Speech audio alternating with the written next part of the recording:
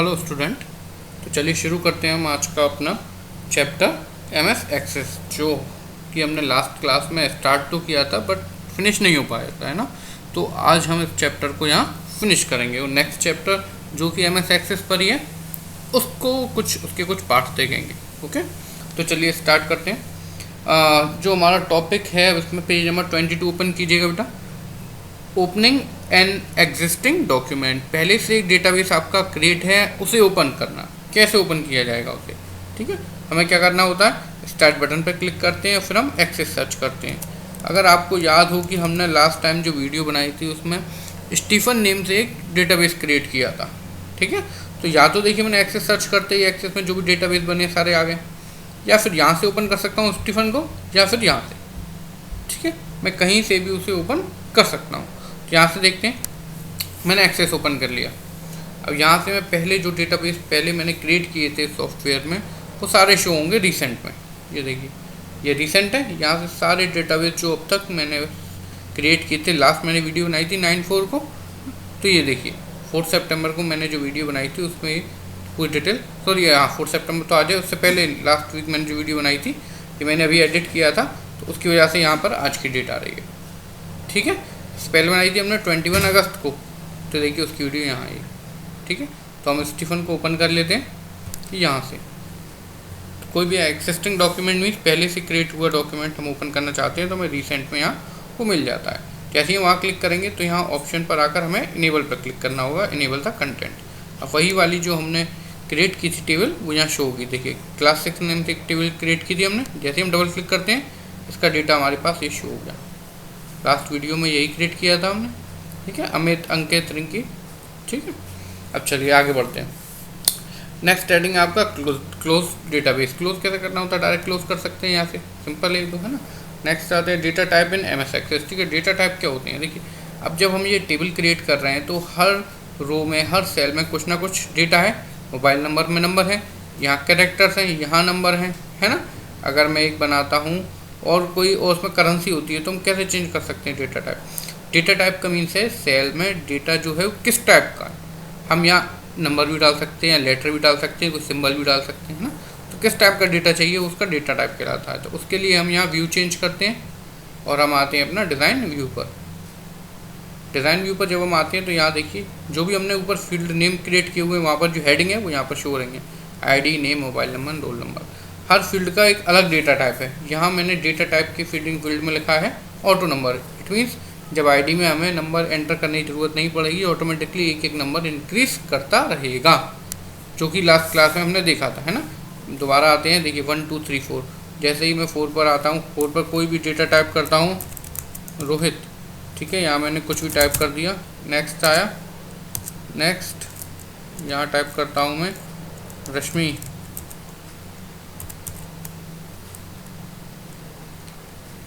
अच्छा null value है तो ये। नेक्स्ट आते हैं, यहाँ कर दिया मैंने और यहाँ कर दिया। अब जो देखिए यहाँ एंटर करता हूँ ना, ऑटोमेटिकली वहाँ 6 आ चुका है। देखिए मैं 6 एंटर नहीं किया था ID में, ऑटोमेटिकली आ गया। क्यों? क्योंकि जो उसका ऑटो नंबर क्या सेट है, ऑटोमेटिकली ऑटो नंबर पे ID जो फोल्डर है ये वाला, ये ऑटो नंबर पे सेव है, ठीक है। इसलिए वहाँ से नहीं कर सकते, ठीक है। क्या अच्छा ये प्राइमरी की है तो हमें एक यूनिक नंबर देना होगा इसे, ठीक है। आइए तो देखिए ऑटोमेटिकली 6 आ गया था। क्यों आ रहा है? क्योंकि यहाँ डेटा टाइप मैंने ID का दिया है ऑटो नंबर, तो इसलिए ऑटोमेटिकली नंबर जनरेट होता रहेगा। टेक्स्ट देता तो मुझे टाइप करना पड़ता, वहाँ ऑटोमेटिकली नहीं आता, ठीक है। कुछ हम ऑटो नंबर देखेंगे, जैसे कि नेम में मैंने यहाँ टेक्स्ट सेट किया हुआ है, यहाँ ऑटो नंबर क्यों नहीं किया। यहाँ ऑटो नंबर कर देता तो नेम में भी ऑटोमेटिकली 1 2 3 4 आता, जो कि रॉन्ग था, है ना। वो तो रोल नंबर या ID में ही आ सकते हैं। तो मैंने यहाँ टेक्स्ट किया। टेक्स्ट से क्या होगा, अब टेक्स्ट सेलेक्ट करने के बाद मैं यहाँ कोई भी कैरेक्टर एंटर कर सकता हूँ, कोई भी नंबर एंटर कर सकता हूँ, ठीक है। कोई भी लेटर एंड कोई भी नंबर मैं यहाँ एंटर कर सकता हूँ अगर मैंने टेक्स्ट डेटा टाइप किसी भी फील्ड के लिए सिलेक्ट किया है। हर फील्ड की डेटा टाइप देखिए अलग सेट कर सकते हैं, ठीक है। अब देखिए मोबाइल नंबर की मैंने यहाँ नंबर किया है, टेक्स्ट नहीं किया। क्यों? क्योंकि मोबाइल नंबर में वैसे नंबर ही होते हैं। अगर टेक्स्ट कर देता तो वहाँ एक कैरेक्टर भी आ सकता है, लेकिन मोबाइल नंबर में तो कोई कैरेक्टर होते नहीं है, कोई लेटर होता नहीं है। अगर मैंने इसे टेक्स्ट क्लिक कर दिया तो रॉन्ग कुछ नहीं होगा, लेकिन वहाँ अगर बाई मिस्टेक में मुझसे कोई लेटर वाली की भी प्रेस हो गई तो वो रॉन्ग नहीं बताएगा। लेकिन मैंने अगर यहाँ नंबर सेव किया हुआ है तो अब वहाँ सिर्फ नंबर ही लेगा, मोबाइल नंबर में कोई भी कैरेक्टर एक्सेप्ट नहीं करेगा। ठीक है, इससे मिस्टेक नहीं होगी, रोल नंबर में कभी भी कोई लेटर टाइप ही नहीं होगा, बाय मिस्टेक भी नहीं हो पाएगा। करके देखिए, देखिए मोबाइल नंबर यहाँ नंबर सेट है। अब मैं वहाँ एक कैरेक्टर टाइप करके देखता हूँ एक फील्ड में। ठीक है, यहाँ मैं कर देता हूँ रवि। ठीक है, नेक्स्ट आते हैं, यहाँ कर देता हूँ मैं 34T5668। ठीक है, नेक्स्ट आए, ये देखिए एरर दे दी, नेक्स्ट आ ही नहीं रहा, आगे बढ़ ही नहीं रही। ठीक है, देखिए आगे नहीं बढ़ रहा, क्यों? क्योंकि यहाँ टी आ गया। टी, अब मैंने मोबाइल नंबर जो फील्ड है इसके लिए डेटा टाइप क्या बताया था? नंबर। और यहाँ डेटा क्या टाइप कर रहा हूँ मैं? कैरेक्टर। तो ये तो अनवैलिड हो गया, इसलिए ये शो ये आगे नहीं बढ़ेगा जब तक मैं इसको टी को रिमूव नहीं कर देता। अब देखिए आगे आगे टी को रिमूव करते ही। ठीक है, चलिए अब वहीं पर आ जाते हैं दोबारा। अब आते हैं डिज़ाइन व्यू पर। जब प्राइमरी की मैंने बना दी है तो इसमें कोई भी या तो ब्लैंक नहीं रहनी चाहिए या और ना ही कोई डुप्लीकेट वैल्यू एंटर होनी चाहिए, नहीं तो ये आगे नहीं बढ़ता। ठीक है, तो ये आपको समझ में आ गए होंगे टेक्स्ट का क्या मतलब है, नंबर का क्या मतलब है, मेमो का मतलब है।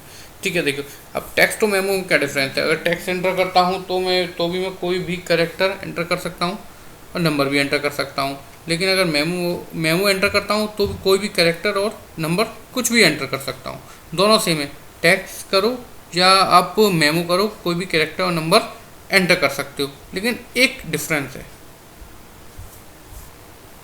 तो डिफरेंस इसमें ये है कि अगर मैं बेटा कहीं टेक्स्ट एंटर करता हूँ तो उसमें जो मैक्सिमम कैरेक्टर है मैं 255 कैरेक्टर ही एंटर कर पाऊँगा। लेकिन मैंने अगर नेम में टेक्स्ट की जगह मेमो सेलेक्ट किया है तो नंबर ऑफ टोटल कैरेक्टर जो होते हैं वो बढ़ जाएंगे, वो हो जाएंगे 65,536। ये आपकी बुक में मेंशन है, आप पढ़ सकते हैं। टेक्स्ट और मेमो में क्या डिफरेंस है? सिर्फ नंबर ऑफ कैरेक्टर। कोई बड़ा टेक्स्ट है, फॉर एग्जाम्पल किसी का एड्रेस है तो 255 कैरेक्टर में नहीं आ पाता बाई चांस, तो हम क्या करेंगे वहाँ मेमो सेट कर लेंगे। अब अल्फ़ाबेट भी ले सकता है, वो लेटर भी ले लेगा, सिंबल भी, सब कुछ ले लेगा, सब कुछ एक्सेप्ट करेगा, लेकिन उसकी लेंथ बढ़ सकती है। हम 65,536 कैरेक्टर तक एंटर कर सकते हैं। ठीक है, ये होता है टेक्स्ट और मेमो में डिफरेंस। चलिए और देखते हैं डेट एंड टाइम। कहीं डेट एंड टाइम चाहिए तो date and time, currency, for example मैं करेंसी का दिखा देता हूँ। मैं यहाँ लिख देता हूँ फीस। ठीक है, अब यहाँ फीस में के साथ हमेशा एक करेंसी का साइन आना चाहिए। जब भी मैं वहाँ फीस एंटर करूँगा देखिए ऑटोमेटिकली करेंसी का साइन वहाँ डिस्प्ले होगा। मैंने किया 5000, मैं लिख दिया 5000। ठीक है, एंटर करता हूँ, एंटर करते ऑटोमेटिकली यहाँ डॉलर का साइन। मैंने फीस पे करेंसी सेट किया है, एक चेक कर लें। नहीं किया, टैक्स लग रहा है ना, इसलिए नहीं आया। देखिए फीस पे मैंने किया करेंसी। ठीक है, और यहाँ पे मैं कर लेता हूँ माना बच्चे की DOB के लिए। ठीक है, DOB, और DOB में सेट कर लेता हूँ, DOB में मैंने सेट किया डेट एंड टाइम। ठीक है, यहाँ पे कर लिया मैंने ट्रांसपोर्ट।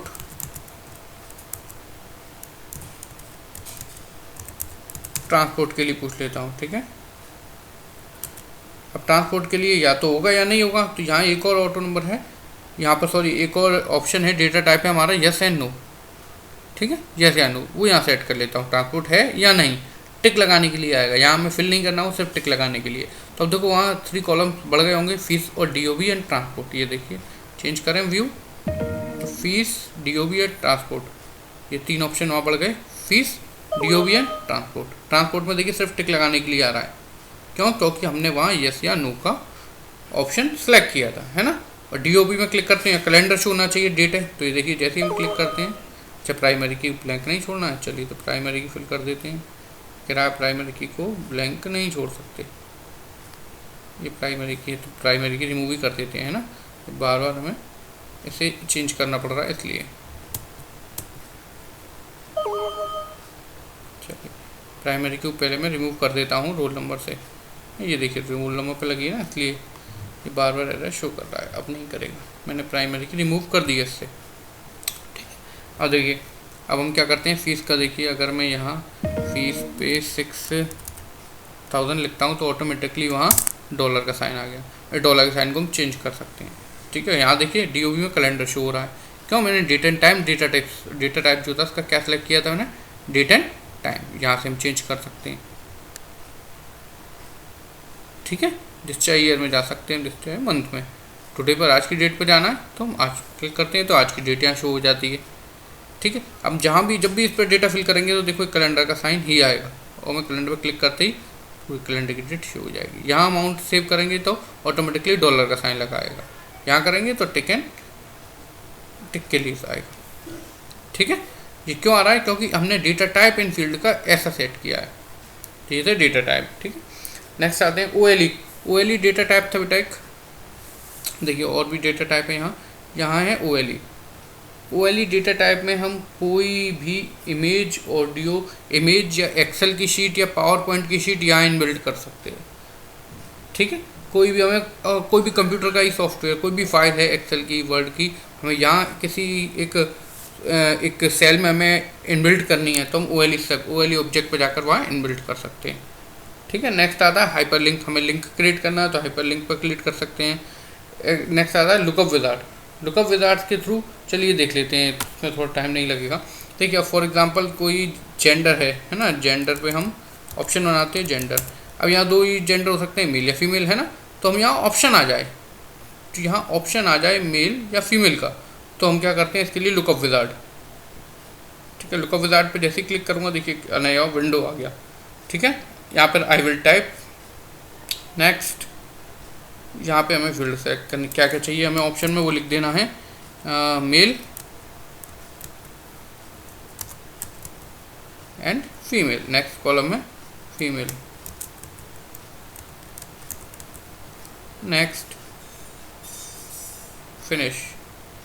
बस अब देखिए जब हम इसमें डेटा टाइप करेंगे जेंडर में तो दो ही ऑप्शन आएंगे, हम कुछ इसके अलावा टाइप ही नहीं कर पाएंगे। जेंडर, ये देखिए मेल या फीमेल, यहाँ टाइप करने की ज़रूरत ही नहीं है, ऑटोमेटिकली यहाँ टाइप आएगा।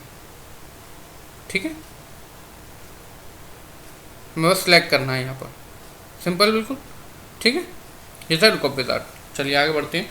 Type in view in MS Excel, data sheet view, design view. पता है आपको 2 टाइप के व्यू हैं, यहाँ डेटा शीट एंड डिज़ाइन।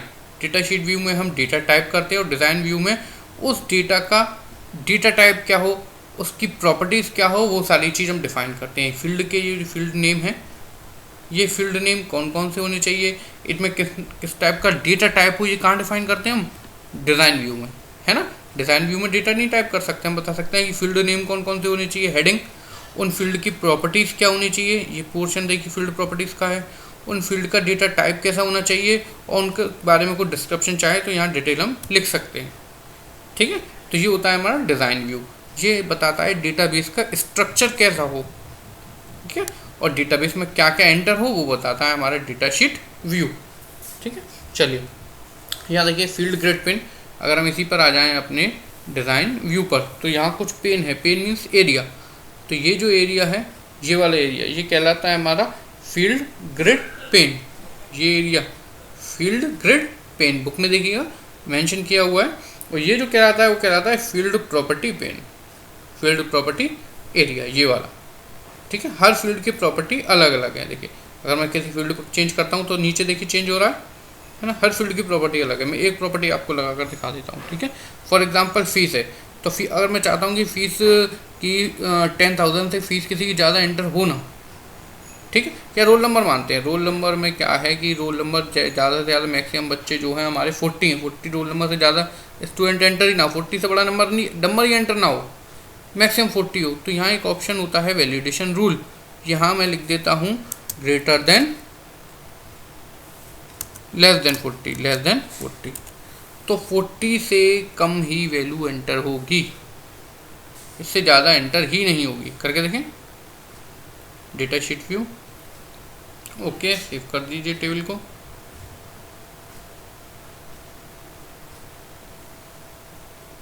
एक मिनट कुछ एरर है, मैं देख लेता हूँ, लेस देन करके देख लेता हूँ मैं एक बार। लेस देन कर लेते हैं इसे। चलिए अब देखते हैं। ओके, टेबल को सेव करते हैं। लॉन्ग डेट इट प्रोसेस में take a long time, do you want to access the data tested, yes, the expression is type incorrectly too complex for example. I think यहाँ कुछ अच्छा text है, text में से हम नंबर कर लेते हैं रोल नंबर को, है ना। अब वैलिडेशन रूल लगाकर अब चेक करते हैं।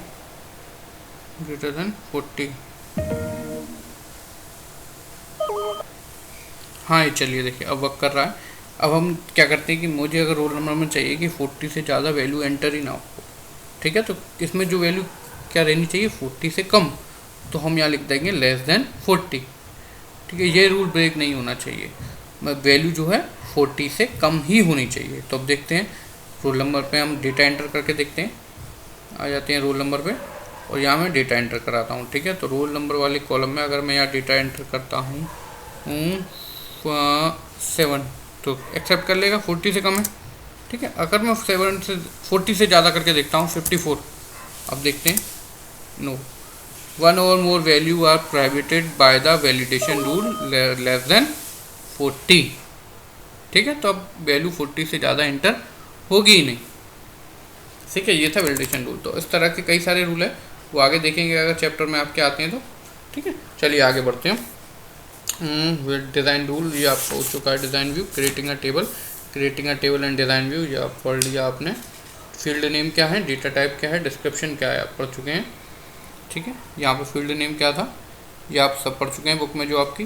अगर हम व्यू चेंज करते हैं तो ये जो थे फील्ड नेम थे, ये डेटा टाइप था, ये उनका डिस्क्रिप्शन था। यहाँ इनके बारे में कोई डिटेल लिख सकते हैं, यहाँ लिखनी हम कुछ लिखें या ना लिखें वो हमारी हेल्प के लिए। कोई अगर दूसरा हमारे डेटा टाइप को रीड करता है तो उसे समझ में आएगा कि क्या चीज़ है, बस, है ना। तो उसके लिए हम यहाँ डिस्क्रिप्शन मेंशन कर सकते हैं।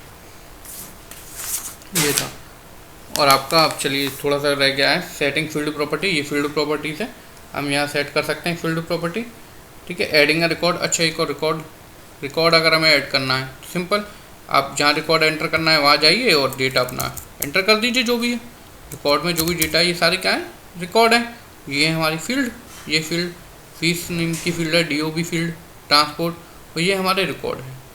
ठीक है, चलिए एडिंग अ रिकॉर्ड हो गया। एडिटिंग अ रिकॉर्ड, कोई रिकॉर्ड एडिट करना है मुझे, यहाँ से नेम चेंज करना है अंकित का, तो मैं इस पर जाकर डबल क्लिक कर देता हूँ।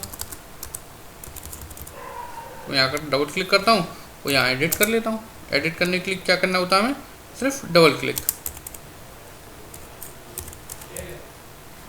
ठीक है, चलिए और बढ़ते हैं आगे। डिलीटिंग रिकॉर्ड, अगर रिकॉर्ड डिलीट करना है तो ठीक है, माना ये जो रिकॉर्ड है ब्लैंक में डिलीट करना है तो राइट क्लिक करके हम यहाँ डिलीट रिकॉर्ड पर रिकॉर्ड डिलीट कर देते हैं। ठीक है, डिलीट हो गया। देखिए 14 नंबर का, वही 10 का करना है तो राइट क्लिक एंड 10,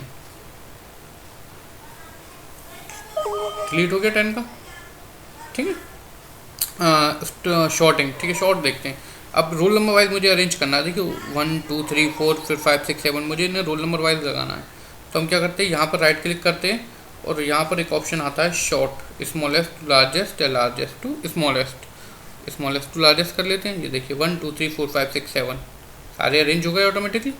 अगर मैं अल्फ़ाबेट वाइज करना है, ये नेम है जो अल्फ़ाबेट वाइज आने चाहिए। ठीक है, तो हम क्या करते हैं, शॉर्ट A to Z या Z to A, मैं लगा लेता हूँ A to Z। ए वाली पहले, फिर E, then R, then R, then. ठीक है, अल्फ़ाबेट वाइज ये होता है शॉर्टिंग। एक्सिस्टिंग MS एक्सेस, बाहर आना है MS एक्सेस से, तो हम यहाँ से बाहर आ सकते हैं। ये देखिए सेव करना चाहते हैं यानी यस, ओके कर दीजिए, आई सेव हो जाएगा।